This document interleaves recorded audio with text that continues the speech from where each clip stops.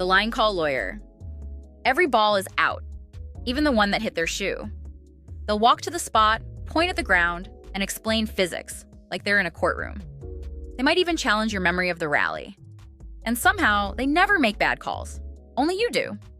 The banger. They don't dink, they don't drop, they bang.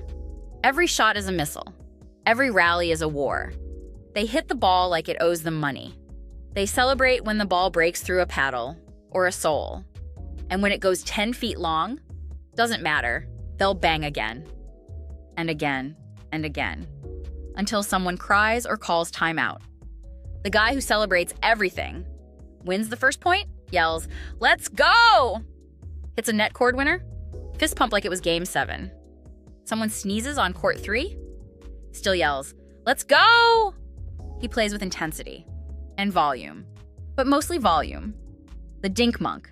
You'll never see them hit hard. They live in the kitchen, sleep in the kitchen, probably pay rent in the kitchen. Every shot is soft, perfect, frustrating. You try to speed it up, they slow it down. You try to lob, they reset like nothing happened. You thought pickleball was fun until you met the dink monk, the kitchen cop. Their eyes are on one thing, your feet. You step an inch too far, that's a fault. You lean, still a fault. You sneeze near the kitchen line, possibly a fault. They bring their own chalk, probably measure the no-volley zone between games. They're not wrong, but you still kind of want to argue with them anyway. The guy who's not that good, says he hasn't played in months, shows up in custom shoes, new paddle, and a headband that matches his water bottle. "I'm just here for fun," he says. Then he hits an Ernie, 2 ATPs, and a drop volley so clean it feels personal. You lose 11-3. He shrugs. "Honestly, you played great." The uninvited coach. You didn't ask for tips, but here they come. "Hey, your paddle angle's a little off. Try stepping in more on your third shot. Let me show you something real quick." Now you're trapped in a tutorial while they demonstrate your own mistake. All you wanted was cardio. Now you're in a TED Talk. The missing partner. Game starts in 2 minutes. Where are they? Still in the parking lot, or the bathroom, or deep in a conversation about crypto. When they do show up, wrong paddle, untied shoes, half a smoothie in hand. They're fun, but only after someone else finds them. The one more game guy. It's 9:57 p.m. Courts close at 10. Lights are flickering, ready to turn off. But this guy, one more game, you play, you lose. Okay, one more. You look up, it's midnight. You're sweaty, you're tired. You've played 13 one-mores. You're now part of his nightly ritual. The loud coaching couple. They're married, they play doubles, and they are coaching each other, loudly. You've got to stay back. Stop hitting to her backhand. Move your feet! You thought you were playing pickleball. Turns out you're third-wheeling couples therapy. The spin wizard. Forehand drops that curve midair. Backhand dinks that bounce backwards. Serves that look fine until they hit the court and shoot sideways. You ask if they're using a special paddle. They just wink and say, "It's all in the wrist." No, it's not. It's sorcery. The chaos player. No strategy, no form, no mercy. Forehand? Backhand? They don't care. They just swing.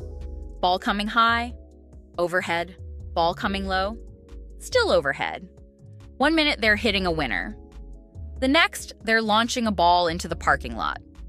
You can't read them, because they can't read themselves. The D1 couple.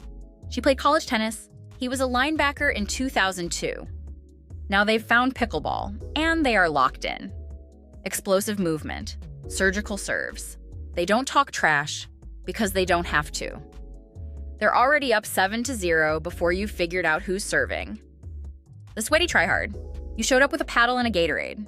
He brought 3 paddles, a towel, a resistance band, and a personalized water jug. Shirt tucked in, compression sleeves, stopwatch clipped to his bag. It's rec play on a Tuesday. But to him, it's Wimbledon. And yes, he's tracking his unforced errors in a notes app.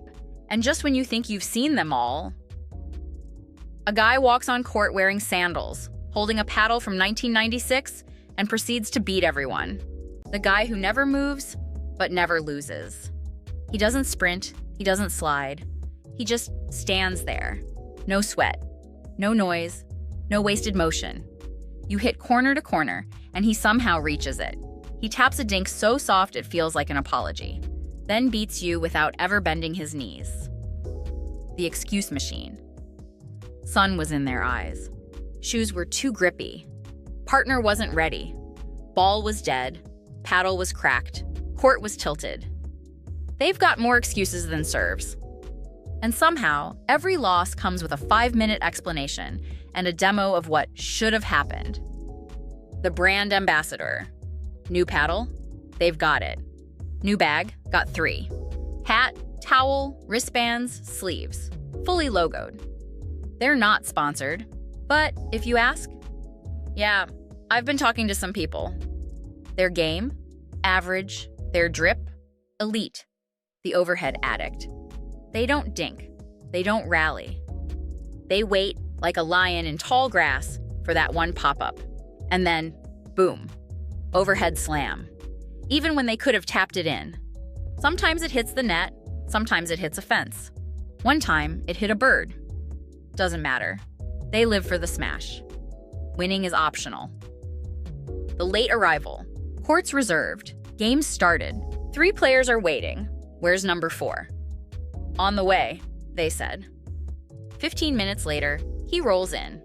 Starbucks cup, untied shoes, no warm-up. First point? He dives for a ball like it's the Olympics. Somehow, still wins. The intense silent guy. Doesn't talk, doesn't smile, doesn't blink, just plays. Perfectly. Every move calculated, every step quiet. You try small talk? Nothing. You win a point? Still nothing.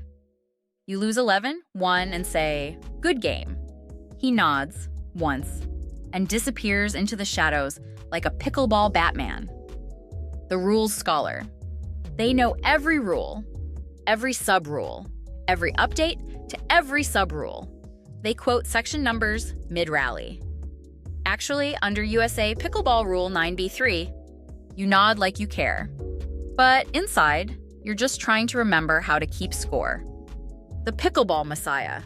They discovered pickleball 11 days ago, and it changed their life. Now, they won't shut up about it. They've already bought a paddle, 10 shirts, joined 3 Facebook groups, and invited you to play 6 times. You give in, you play once. Now you're the one texting pickleball at 6 a.m. And the cycle continues. The barely moving wall. They don't run, they don't jump. They just stand there. Somehow every ball comes back. Perfect drops, sneaky resets. You're sweating. They're sipping a protein shake between points. Final score? 11-4, you lose, and they barely broke a sweat.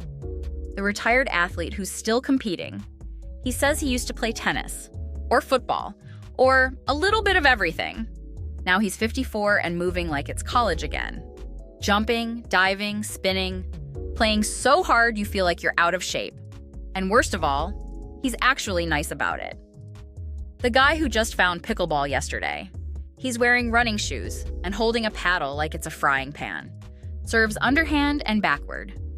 Every return is a panic shot. Misses half the balls, but grins the whole time. You think, he'll never last. 1 week later, he's playing every day and calling himself a 3.5. The one who looks terrible, but wins everything. Mismatched gear. Bad form. Paddle grip taped with duct tape. Swings like a baseball player. Moves like they're on gravel. And still, wins. Every time. No one knows how. Not even them. The grandma with the laser dinks. She moves slow. Smiles often. Wears a sun visor that's been through 5 decades. But don't let the charm fool you. She will dismantle you. Every dink is perfect. Every drop lands 2 inches inside the line. She plays like she's reading your mind. You try to speed it up, and she resets like a machine. Then she compliments you, while beating you 11-2. The scoreboard guy. Won't start until you confirm the score. Won't serve until you repeat the score. Calls the score every point, loudly, even at 0-0. Also insists on switching sides at exactly 6. When the game ends, he announces it like he's on ESPN. Final score, 11-7. And that's game, folks. I'm going to be posting a lot more here, so I'd be grateful if you subscribe.